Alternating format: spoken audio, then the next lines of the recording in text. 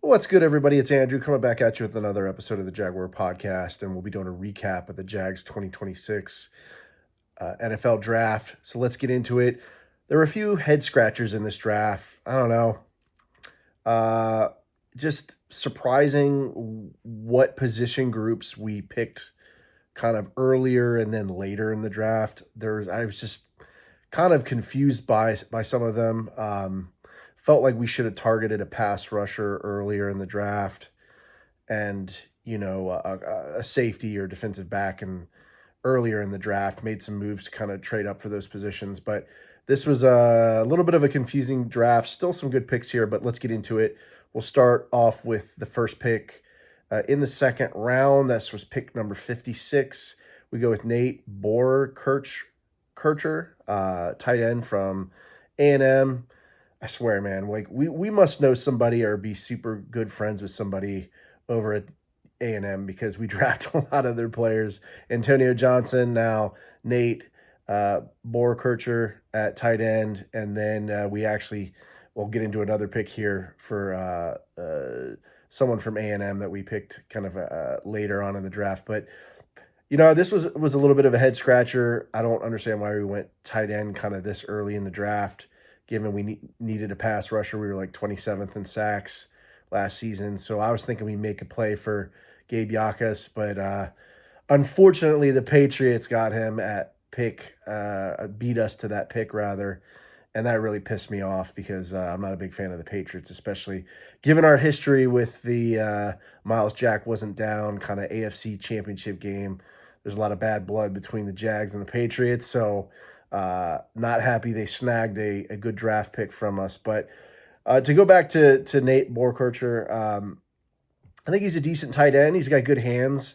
Not a lot of catches, kind of more of a blocking tight end. This is the part where kind of I'm a little bit confused. The tight end room is already kind of crowded with, Brenton Strange being able to do both essentially, but then you have Quentin Morris, who we just signed, who's more of a blocking tight end.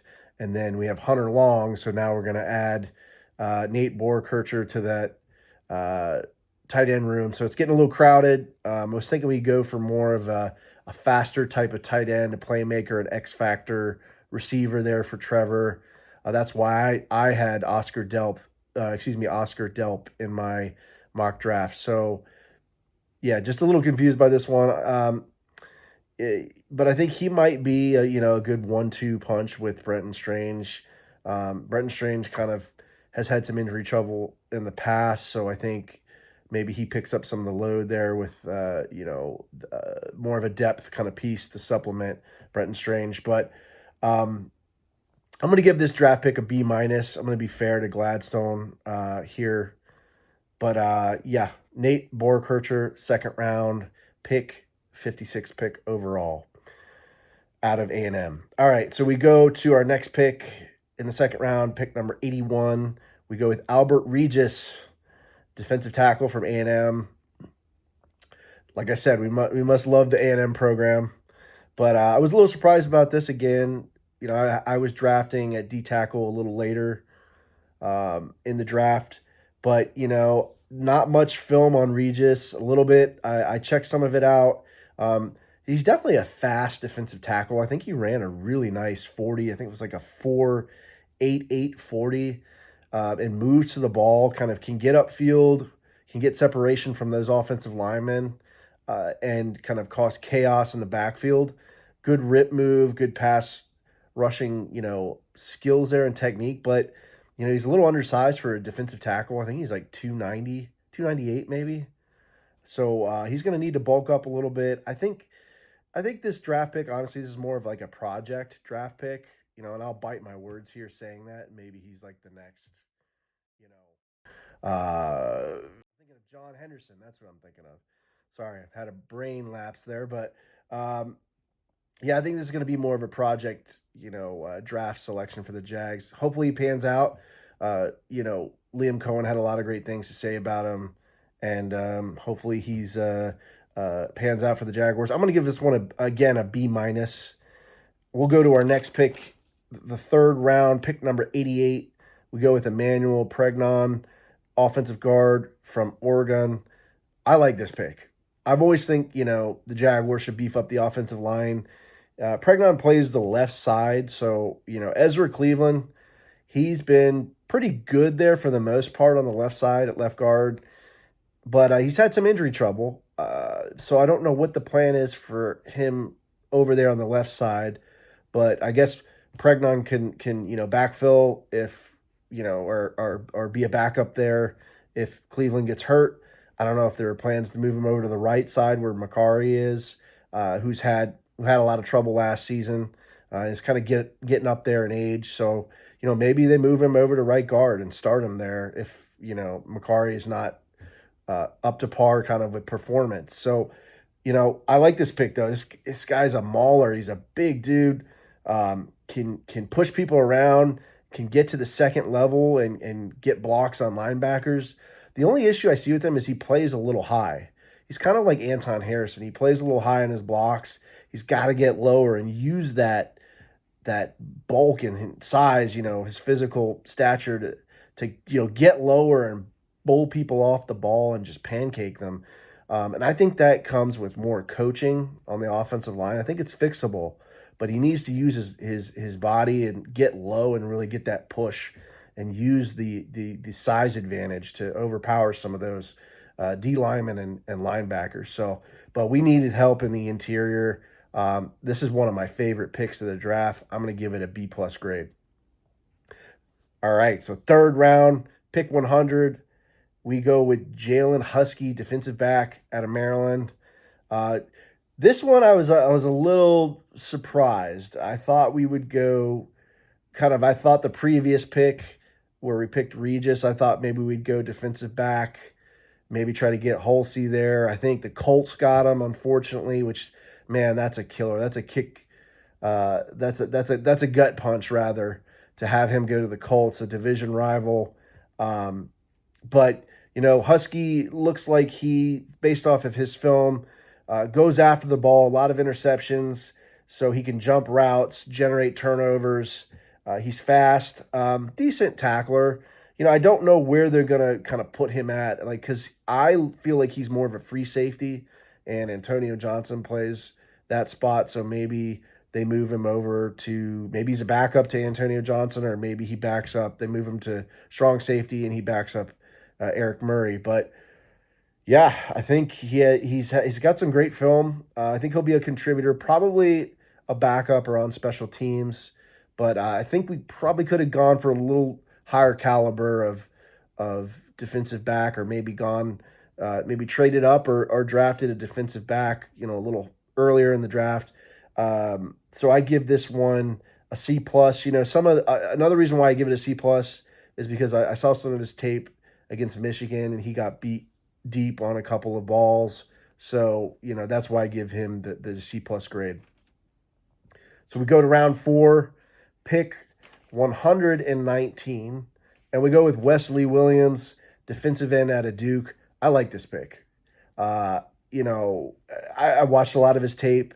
He's a big guy. He is really good at shooting the gaps, getting into the backfield and kind of causing chaos. Good pass rush technique. I saw a lot of nice rip moves and swim moves where he gets separation from the offensive lineman and then makes the play. I think he could be an edge rusher or a 3 technique defensive end, kind of interior D lineman. They have that flexibility where they can move him out on the edge or move him inside. So that's one thing I really like about him. He's fast enough where he can drop back into coverage. I saw some plays where he was, dropping back and making tackles out in the flats, which was really nice. He gets his hands up. He's had a lot of pass deflections based off of his film. I like that. I feel like, that's an issue just in general on defense, is I feel like defensive linemen and linebackers, they don't put their hands up, enough and try to bat the ball down. So I really like this about Wesley Williams, and I really like his film, and I'm going to give this one a B plus. This is one of my favorite picks out of the draft, and I think he was a steal in the 4th round. We go to round 5, pick number 164. Tanner Cosroil, I think is Cosroil, tight end out of Houston. This one, I don't know why we picked another tight end. I mean, the tight end room is already stacked, or maybe crowded is more of the better word. Um, I don't understand this pick because I feel like he's not a blocking tight end. So I felt like we needed someone that had more speed, like this pick or this player rather earlier in the draft. That's why I went with Oscar Delp earlier in the draft. But I didn't see enough film to kind of make me feel like this was a good draft pick. He was falling down a lot, after the catch, not a lot of yards after the catch. So, and didn't see a lot of blocking skills. They're good hands, though.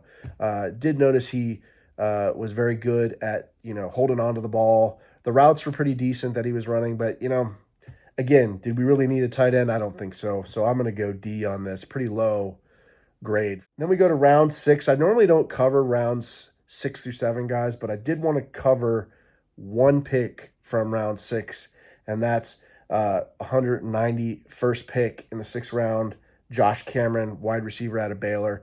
I like this pick. I like it a lot because I feel like he has the potential to be that 4th wide receiver alongside, Parker Washington. And he's 6'2", 224 pounds, a big wide receiver. He's almost like a running back playing wide receiver. And the tape shows it. I mean, physical guy can go to the outside, be put on the outside and battle it out, with the corners and get physical and bring the ball down. Has great hands. I think he only has 7 drops in 261, I think, passing targets or targets to him. So he's only dropped the ball 7 times in his career. That's pretty amazing. And it's kind of giving me that more, possession type of wide receiver like Jacoby Myers. I mean, I think he had one season over in Vegas, Jacoby Myers didn't have any drops. And we really need that because we struggled with drops early in the season. Uh, Jacksonville, Brian Thomas Jr. had some problems with drops. We had De'Ami Brown, who was just always dropping the ball. So I really like this pick, and I feel like you can use him as kind of a gadget player. Maybe, you use him off the edge. He's got speed. I think he ran a 4.6 40. So, maybe you use him as that wide receiver where you give him the ball, run him off the edge for like a jet sweep type of play. Or I really like it. I really like this pick. I think he was a steal in the 6th round, and I'm hoping that he makes an impact for the Jaguars. So I'm going to give this pick a B grade. And then for the rest of round 6 and 7, we got C.J. Williams, wide receiver from Stanford, Zach Dufree, an edge rusher out of Washington, and then Parker Hughes, a linebacker out of MTSU. I think these are probably just depth pieces. We'll see if they make the roster, but who knows? We also got, I believe it was Joey Aguilar. I had him in my mock draft later in the 6th and 7th rounds, but he was undrafted. Then we signed him, so looks like we got potentially a decent backup quarterback. We'll see what happens, but overall, I would give the Jags draft, and I might be a little generous here because I have, a decent amount of trust in Gladstone, and it's not Trent Baalke drafting where we, just draft running backs and linebackers for like 5 years straight. But I'm going to give this draft a B minus grade. I think that's fair, but interested to hear what you guys think. Let me know in the comments. If you enjoyed this video, give it a like. If you want to support my work, I know there's a lot of Jaguars content creators out there, but really appreciate you tuning in to watch. And if you could hit that subscribe button, that would be great. It's free. So that's it for the Jags 2026 draft recap. Hope you guys are doing well. Take care, and I'll see you next time.